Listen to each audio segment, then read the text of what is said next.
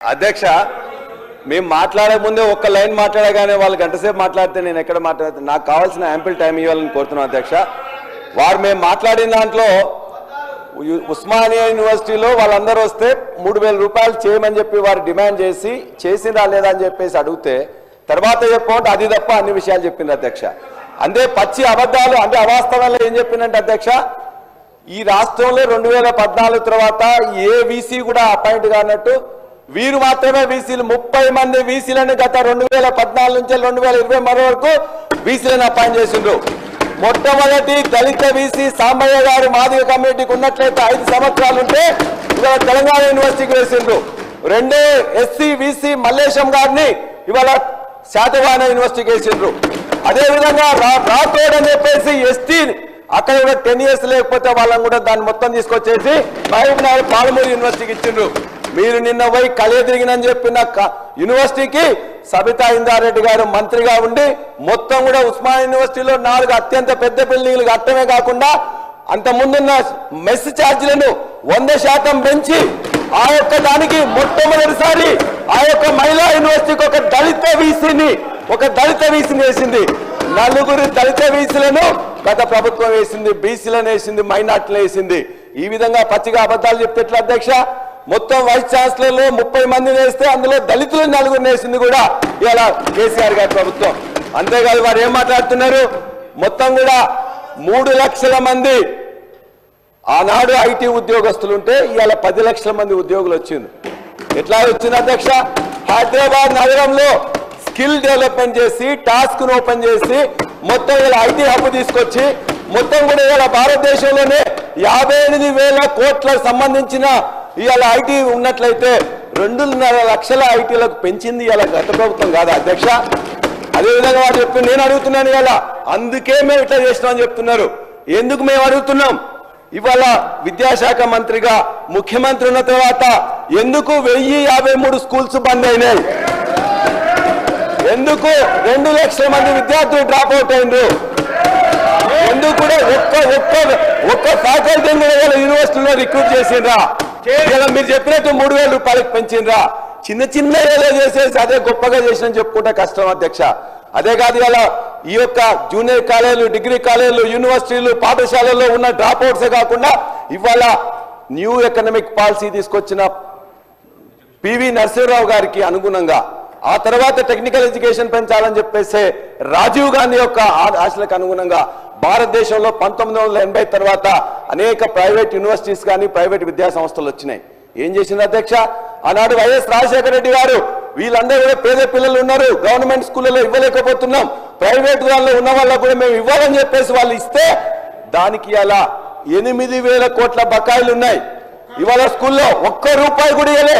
ఈ 15 నెలల్లో junior college మీ అధ్యక్ష మీ యొక్క వికారాబాద్ జిల్లా నుంచి వెళ్ళి ఇవాళ వాళ్ళని పిలిపించండి అధ్యక్ష. ఆ కాలేజీలు ఎవరు పెట్టుకున్నారు అధ్యక్ష?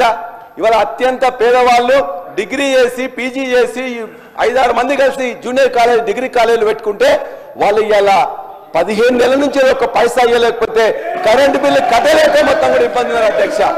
అంతేకాదు అధ్యక్ష నేను పదే సార్ నేనేం సబ్జెక్ట్ పోతలేను సార్, దయచేసి వాస్తవాలు మాట్లాడమని కోరుతా ఉన్నాను అధ్యక్ష.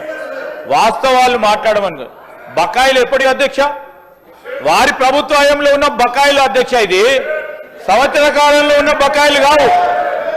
వారి సంవత్సరంలో 5 సంవత్సరాల పాటు బకాయిలు ఇవ్వకుండా పెట్టింది ఎవరితో పాపమంతా మా పైన వేసి మాట్లాడితే ఎట్లా అధ్యక్ష? ఈరోజు మేము చెప్తా ఉన్నాం అధ్యక్ష, జూనియర్ కాలేజీకి సంబంధించి డిగ్రీ కాలేజీకి సంబంధించిన బకాయిలు 1 సంవత్సరంలో కూరుతాయి అధ్యక్ష, కోట్లాది రూపాయలు. వారికి తెలిసి విషయాలు ప్రక్కదారి పట్టకుండా వారికి తెలిసిన అంశాలు కూడా ఏ సంవత్సరంలో బకాయిలు నేను చెప్పమన్నాడు అధ్యక్ష. ఏ సంవత్సరం నుంచి బకాయిలున్నాయి? ఏ సంవత్సరం నుంచి బకాయిలున్నాయి? ఈ 1 సంవత్సరంలో బకాయిలు ఉన్నాయి అధ్యక్ష. బకాయిలకు సంబంధించిన అంశం విషయంలో కానీ ఈరోజు ఏమన్నారు? దళితులకు సంబంధించిన ఒక బడుగు వర్గాలకు సంబంధించిన ఉస్మానియా విశ్వవిద్యాలయంలో వినకుంటే ఎట్లా అధ్యక్ష? తప్పుదారి పట్టించినట్టు మాట్లాడుతూ ఉంటారు. ఈరోజు మేము చెప్పేది ప్రస్తావన చేసినప్పుడు ఎక్కడైనా ఇఫ్ రికార్డ్స్ కరెక్ట్ లేకుంటే మేము స్ట్రేట్ చేసుకోవడానికి ఖచ్చితంగా ముందుంటాం. కానీ వాస్తవాలకు దూరంగా మాట్లాడే కర్మం చేయకుండా ఈరోజు మేము చెప్తా ఉన్నాం, గుండె మీద చేసుకొని చెప్తా ఉన్నాం, మీ ఇంజనీరింగ్ కాలేజీలు నడుస్తా ఉన్నాయి, మీ ఇంజనీరింగ్ కాలేజీలు నడుస్తూ ఉన్నాయి. ప్రభుత్వ పరంగా నడిచే ఇంజనీరింగ్ కళాశాలలు మీతో పాటు ఈక్వల్ స్టాండర్డ్స్ తో నడపాలనే ఉద్దేశంతో నడుపుతా ఉన్నాం. మీకంటే మెరుగైన రీతిలో రేపు నైపుణ్యాన్ని పెంచి మీ ఇంజనీరింగ్ కాలేజ్ కంటే మెరుగ్గా నడిపించే కార్యాచరణ తీసుకుంటాం అధ్యక్ష.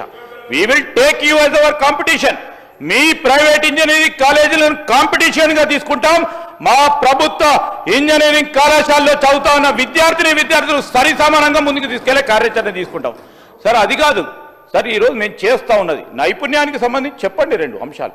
మీకున్న అనుభవాన్ని గురించి చెప్పండి. నైపుణ్యం ఇది కాదు, ఈ విధంగా తీసుకెళ్లే కార్యాచరణ తీసుకుంటామని. ఈ విధంగా కాకుండా ఒకటే తరఫున ప్రభుత్వంపై బురద జల్లే కార్యక్రమం చేయొద్దని చెప్తా ఉన్నాం అధ్యక్ష. సలహాలు ఇవ్వండి, సూచనలు ఇవ్వండి, అన్నిటికి సంబంధించి రికార్డ్స్ ఉన్నాయి అధ్యక్ష.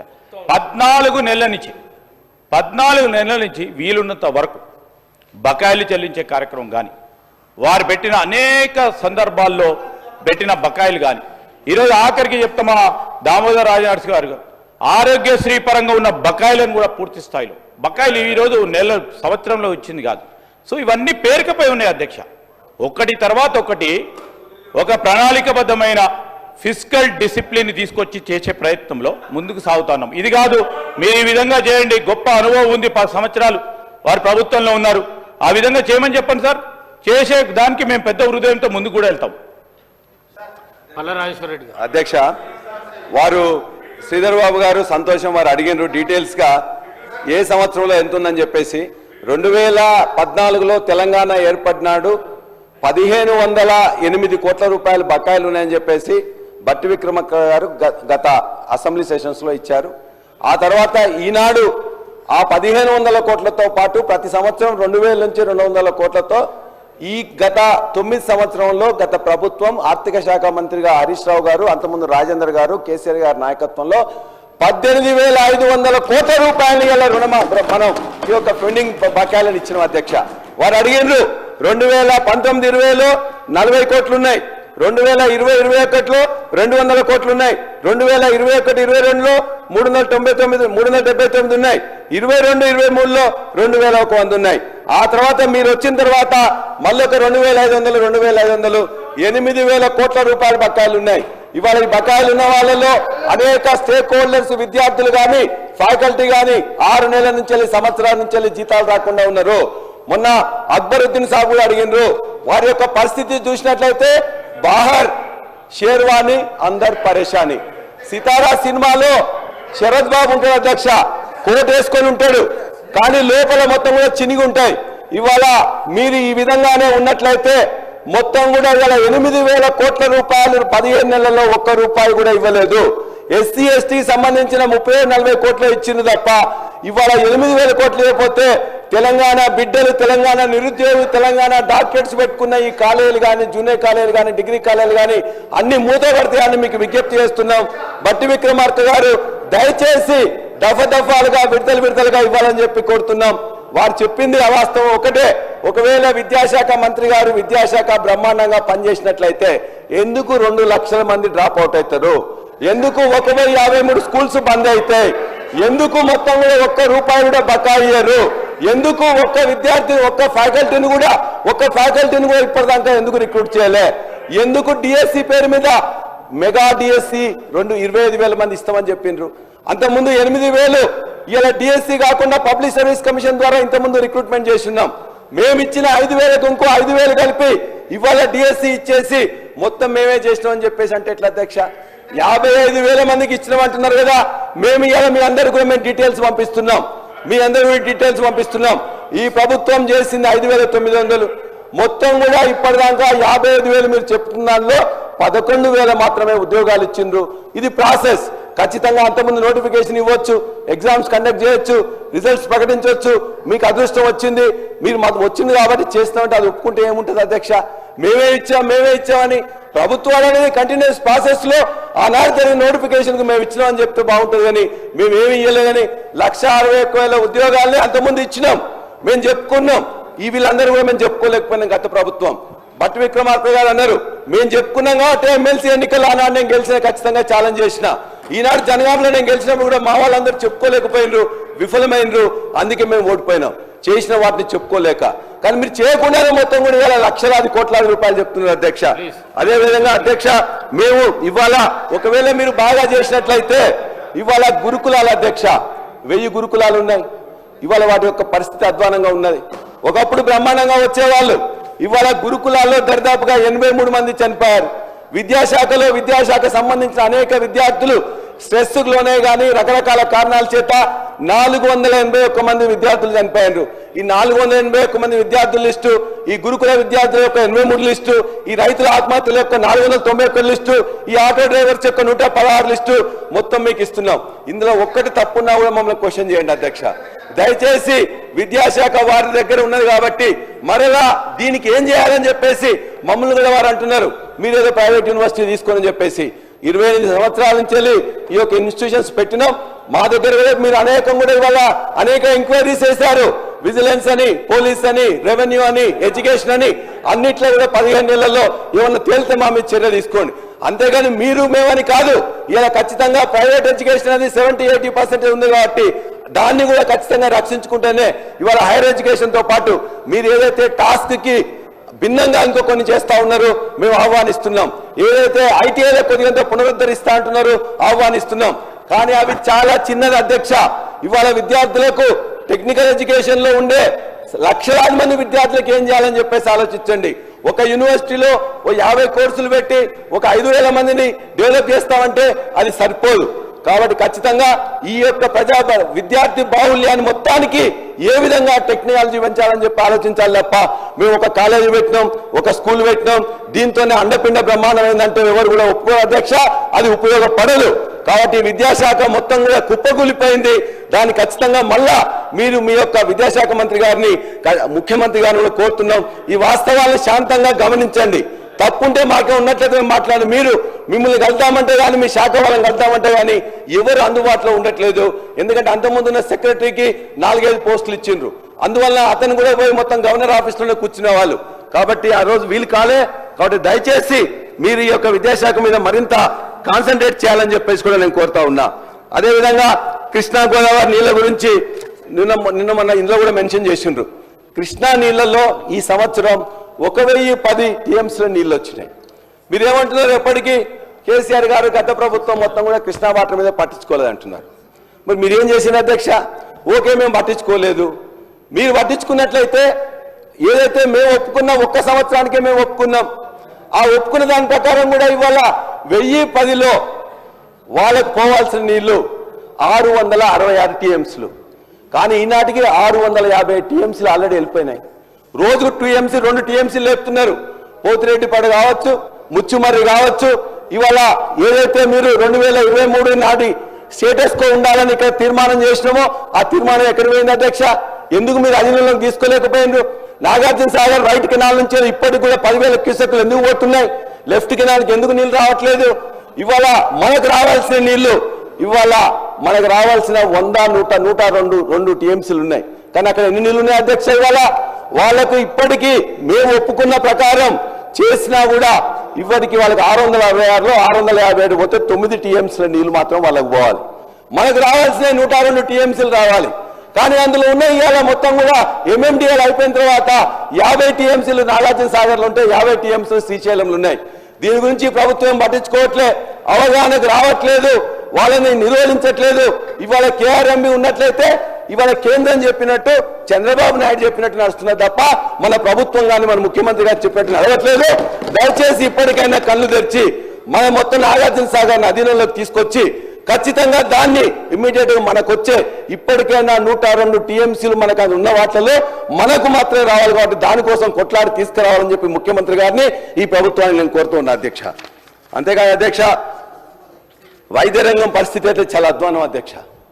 అంతకుముందు అయితే మీరు ఎంఎంఆర్ తీసుకోండి, అదేవిధంగా ఐఎంఆర్ తీసుకోండి. 2014 కంటే ముందు ఐఎంఆర్ ఎంత ఉంది, ఎంఎంఆర్ ఎంత చూడండి. ఒక విశ్వాసం పెరిగింది. ఎన్ని అధ్యక్ష, అధ్యక్ష నేను వేరే మాట్లాడతలేను అధ్యక్ష, మనకు ఉపయోగపడే తప్ప వేరే మాట్లాడతాను. వారు ఎట్లయినా స్టేషన్ కనుపూర్ పోతుంది కాబట్టి వరంగల్ జిల్లాలో ఉండే మొత్తం కూడా వరంగల్ జిల్లానే కాదు, ఆదిలాబాద్ నుంచి వెళ్ళి కొత్తగూడెం అదే భద్రాచలం వరకు ఉండే సర్వ్ చేసి ఎంజీఎం పరిస్థితి ఏ విధంగా మీరు ఉండి దయచేసి మీరు రివ్యూ చేసుకోండి. అదేవిధంగా మా జనగామలో ఇవాళ హాస్పిటల్ పోతే అధ్యక్ష సిటీ స్కాన్ లేదు. నేను ఇక్కడనే మంత్రి గారికి లెటర్ ఇచ్చిన, వారికి ఇచ్చిన, ఇంతవరకు దాని గురించి సిటీ స్కాన్ లేదు. ఒక సిటీ స్కాన్ కోసం నిన్న ఆదిలాబాద్ నుంచి ఒక వ్యక్తి 300 కిలోమీటర్లు పోయింది. ఇవాళ చిన్న సర్జరీ చేయడానికి, చిన్న సెక్షన్ చేయడానికి కూడా ఏమైనా కావాలంటే బయటికి రాస్తున్నారు, మందుల కోసం బయటికి రాస్తున్నారు. దయచేసి అధ్యక్ష మీ ద్వారా నేనేమి తప్పు పట్టట్లేదు. ఇవాళ పేద ప్రజలకు అందాల్సిన వైద్యం అనేది ప్రభుత్వాన్ని అందుతుంది. వాళ్ళు జబ్బు వచ్చినట్లయితే 2-3 సంవత్సరాలు వాళ్ళు పట్టిన కష్టం అంతా కూడా పోతుంది. వాడు దయచేసి ముఖ్యమంత్రి గారికి విజ్ఞప్తి చేస్తున్నాం, ఇవాళ వైద్య శాఖ మీద సరైన శ్రద్ధ లేకుండా మందులకు పైసలు ఇవ్వట్లేదు, ఎక్విప్మెంట్ పనిచేయట్లేదు, పాడైన కళాభ్యాన్ని కూడా బాగు చేయట్లేదు. దయచేసి చేయమని చెప్పేసి మేము కోరుతా ఉన్నాం. మరి ఆర్థిక పరిస్థితి గురించి చాలా మంది చెప్పారు. నిన్న ముఖ్యమంత్రి గారు మాట్లాడుతూ కూడా మాట చెప్పారు. అధ్యక్ష నేను ఇంకా మధ్యలో వారే మాట్లాడింది అధ్యక్ష, వారే చెప్పారు ఆర్థిక పరిస్థితి ఇవాళ మీకు తెలుసా అధ్యక్ష, ఆర్థిక పరిస్థితి దిగజారిపోతుందని చెప్పేసి ముఖ్యమంత్రి గారు అంటున్నారు. ఎట్లా అంటున్నారు? చాలా సార్లు కూడా, ఎందుకంటే మొత్తం కూడా నెగిటివ్ ఉన్న గ్రోత్ 10 నుండి 12,000 కోట్లు గతంలో వచ్చిన దానికంటే రాలే. మనకు 2014 నుండి 2023 వరకు ఖచ్చితంగా ప్రతి సంవత్సరం 10,000 నుండి 15,000 కోట్ల రూపాయల గ్రోత్ వచ్చేది. ఈసారి గ్రోత్ రాకుండా నెగిటివ్గా 10-12,000 కోట్లు ఫిబ్రవరికి వచ్చిందని రిపోర్ట్ అయింది. కాబట్టి ఇప్పుడే ఇన్ని అప్పులు ఉన్నాయి, మేము కూడా చేయకపోతే కష్టం, కాబట్టి ఇవాళ ఇబ్బంది అవుతుందని చెప్పారు. గత ప్రభుత్వం 4,17,000 కోట్లు అప్పు చేసింది, ఇంతకుముందు ఇక్కడ నిర్ధారణ అయింది. ఆ 4,17,000 కోట్లు కాకుండా మీరు ఈ యొక్క సంవత్సరంలోనే 1,66,000 కోట్ల అప్పులు అనేది ఇక్కడ తీసుకొని వచ్చిండ్రు. కాబట్టి మేము ఆదాయం లేదు, మేము నడపలేమంటే కష్టం అధ్యక్ష. కాబట్టి ఇలా హైదరాబాద్ సిటీ చూసుకుంటే కూడా సిటీ యొక్క పరిస్థితి అనేది చాలా ఇబ్బందిగా ఉన్నది. అనేకం కూడా మీరు అనేది కూడా రద్దు చేసిండ్రు. అదేవిధంగా ఇలా ఫార్మా సిటీ రద్దు చేస్తామంటున్నారు. దయచేసి ఫార్మా సిటీని రద్దు చేయకుండా ఆ ఫార్మా, ఎందుకంటే ఇవాళ ట్రంప్ అడ్మినిస్ట్రేషన్ వచ్చిన తర్వాత మన ఐటీ మీద, మన యొక్క ఫార్మా మీద, మన వ్యాక్సిన్ ఇండస్ట్రీ మీద చాలా ఇబ్బంది జరగబోతున్నది. కాబట్టి దీనికి ముందుగానే మనం మేల్కొని హైదరాబాద్ నగరం అంటేనే ఫార్మా క్యాపిటల్, ఇవాళ ఐటీ క్యాపిటల్, ఇవాళ వ్యాక్సిన్ క్యాపిటల్, దాన్ని రక్షించుకోవడానికి చర్యలు తీసుకోవాల్సిందిగా శ్రీధర్ బాబు గారిని, ముఖ్యమంత్రి గారిని కూడా నేను విజ్ఞప్తి చేస్తున్నా. మరలా హైదరాబాద్లో ఇవాళ వాటర్ ట్యాంకర్లు వస్తున్నాయి. వాటర్ ట్యాంకర్లు మొత్తం కూడా రోజుకి 1000 ట్యాంకర్లు మొత్తం కూడా రోడ్ల మీదకి వస్తున్నాయి. ఎందుకు వస్తున్నాయని చెప్పి దయచేసి ఆలోచించండి. అదేవిధంగా అనేక ప్రాజెక్టులు కూడా మొన్ననే ముఖ్యమంత్రి గారు మాట్లాడుతూ సామాజిక న్యాయం మీద కేసీఆర్, కేటీఆర్, హరీష్ రావు, పల్లా రాజేశ్వర రెడ్డి ఎందుకు ఇన్ఫర్మేషన్ ఇవ్వలేదన్నారు. వారు ముఖ్యమంత్రి గారు 2014లో కొడంగల్ ఎమ్మెల్యేగా ఉన్నప్పుడు, టీడీపీ అధ్యక్షులుగా ఉన్నప్పుడు ఇక్కడే ఉన్నారు అధ్యక్ష. ఆనాడు సమగ్ర కుల సర్వే, సమగ్ర కుటుంబ సంరక్షణ SKS కోసం చేస్తుంటే ఏమన్నారు అధ్యక్ష వారు? ఒకవేళ వారి ఇన్ఫర్మేషన్ మొత్తం కూడా అడుగుతున్నారు. ఇవాళ ఆనాటి ముఖ్యమంత్రి ఇష్టం వచ్చి ఇన్ఫర్మేషన్ అడుగుతున్నారు. మీరు ఇవ్వకూడదు, బ్యాంకు నెంబర్లు, ఈ యొక్క మేకలు మొత్తం మీద కూడా చెట్లు, చేమలు మొత్తం కూడా అన్ని అడుగుతున్నారు. ఒకవేళ ఇవి అడిగినట్లయితే మీరు ప్రైవసీ యాక్ట్ మీద కేసు పెట్టండి అధ్యక్ష. 5 నిమిషాలు అయిపోతుంది అధ్యక్ష. ప్రైవసీ యాక్ట్ మీద కేసు పెట్టండి. వారు చెప్పిందని చెప్తున్నాను, తప్పైతే వారు అడగమండి. సబ్జెక్ట్ సార్, ఆనాడు SKS మీద మాట్లాడుతూ ప్రైవసీ యాక్ట్ మీద కేసు పెట్టమని చెప్పేసి అన్నారు.